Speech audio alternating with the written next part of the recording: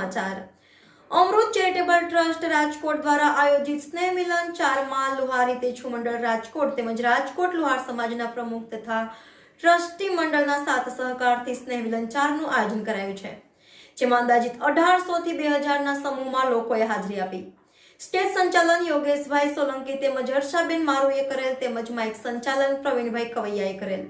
આ સ્નેહ મિલનમાં બહાર ગામથી પધારેલ સમાજના પ્રમુખ તેમજ ટ્રસ્ટી મંડળ અગ્રણી કાર્યકર લોકો તેમજ મીડિયા પત્રકારોએ આ કાર્યક્રમને સમાજના લોકો સુધી પહોંચાડી આપેલ છે, જેમનો ખૂબ ખૂબ આભાર વ્યક્ત કરવામાં આવ્યો હતો.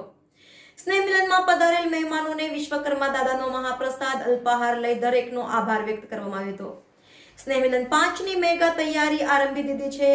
સમાજના વધુમાં વધુ લોકો સુધી માહિતી પહોંચતી કરવી એ પણ એક સેવાનું કામ છે. સ્નેહ મિલન 5 માં વધારેમાં વધારે લોકોને લાભ મળે એવા પ્રયાસો કરવામાં આવી રહ્યા છે. ટૂંક સમયમાં સ્નેહ મિલન 5 ની જાહેરાત કરવામાં આવશે, જેની નોંધ લેવી.